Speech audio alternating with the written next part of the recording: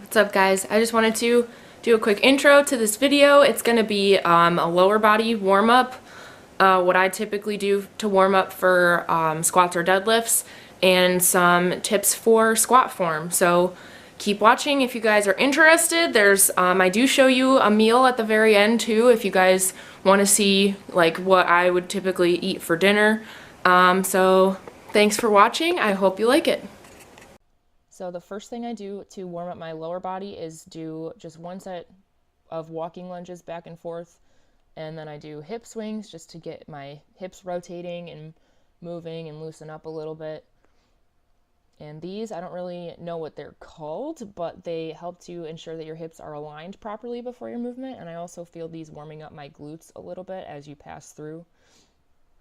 And I sit a lot at work, so personally my hips get really tight, so I do a lot of hip stretching, hip mobility work. And this like lunge stretch on the ground is one of my favorite hip openers. So the next thing I do, I grab an open bench and do these like rotators, just stepping back and forth over the bench helps me to get the full range of motion.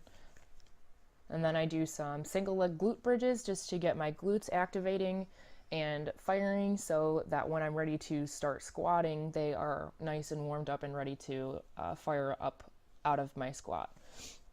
And then I do like another lunge stretch using the bench. Just put your back toe on the bench, knee on the ground, and then lunge and lean forward, keeping your chest up. Next step is to remove your sweatshirt.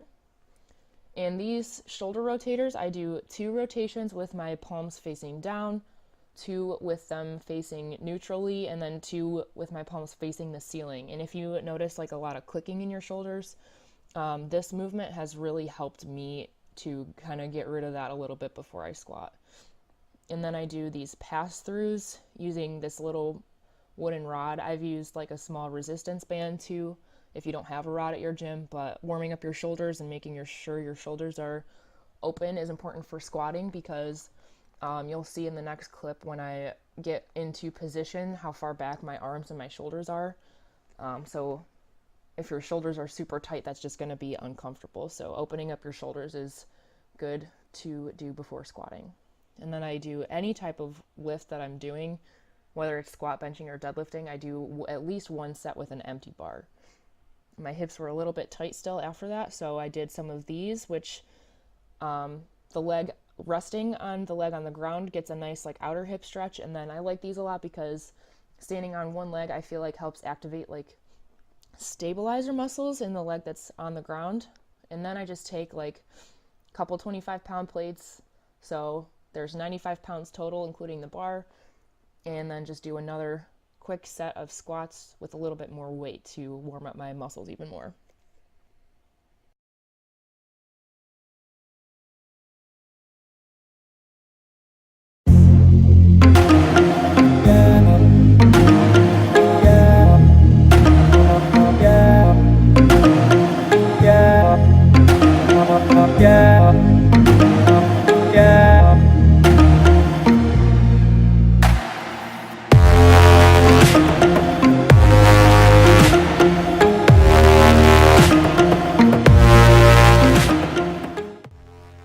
So the first tip that I'm going to give you guys about squatting is when you're unracking the weight.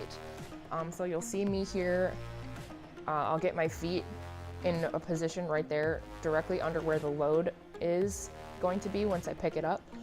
What I used to do and what some people have done and still do that I've seen at the gym is to pick up the weight off the rack with your feet in like a split, almost like a mild lunging position, and that is not as stable of a position to be in when you have the load on your back instead of on the rack. So that's just one tip that I've noticed helps me feel a lot more stable under the weight, like right when I'm picking it up.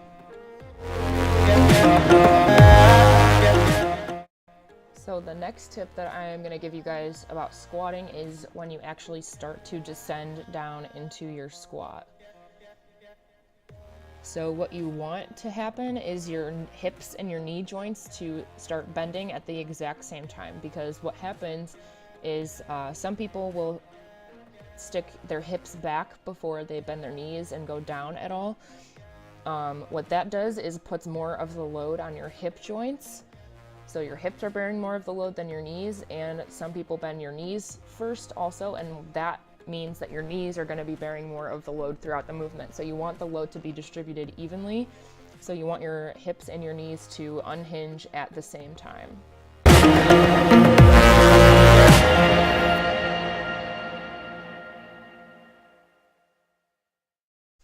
The third tip that I'm going to give you guys is bracing your core before you descend into your squat.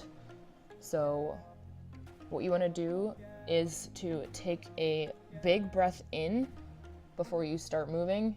See right here? Big breath in, hold it throughout the movement. I know some people have been instructed to like inhale on the descent and exhale on the ascent, but that means that your muscles, like your ab muscles and your lungs, are like moving while you're moving, and you want, as I mentioned in the last tip, you want to be as stable as possible and distribute the load as evenly as possible. So holding your breath helps keep like all of those little stabilizer muscles tight throughout the movement. So if you're like breathing throughout when you're moving, that can cause a little bit of instability and cause you to lose a little bit of tightness. And I just noticed these kids in the background flailing around on the rings.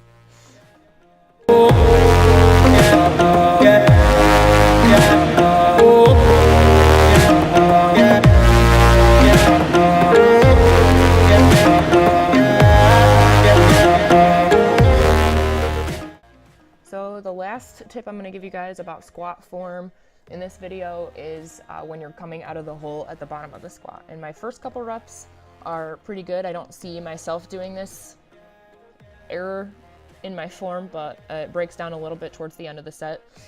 But sometimes people's hips will start rising. They'll shoot back a little bit and come up before their upper body or the rest of the weight moves, and that puts more of the load on your lower back, which it just fatigues more and it can potentially lead to injury. And in these last couple sets, I'll point it out. This is something I need to continue to work on. Right there, how they shot back a little bit. Yep, again, there you go. Don't do that. I'm leaving the gym now, and let me tell you, remote start in Northeast Ohio, when it looks like this, and it's about 15 degrees outside, remote start is a game changer.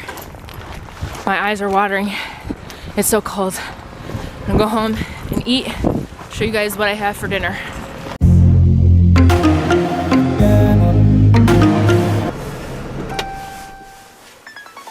Anyone else who takes birth control have an alarm on their phone? Because if I didn't have this, I would forget every single day. He's not gonna say anything.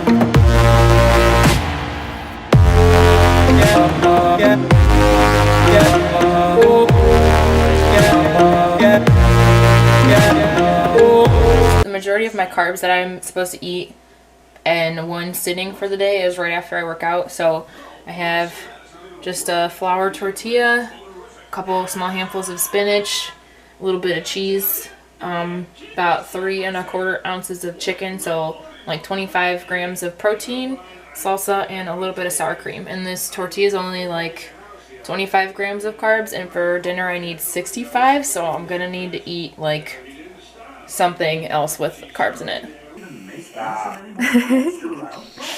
But you look so cozy. I am. Good. I got fancy beers, popcorn, Family Guy. Family Guy, Ohio State blanket. What more could you need? Don't know.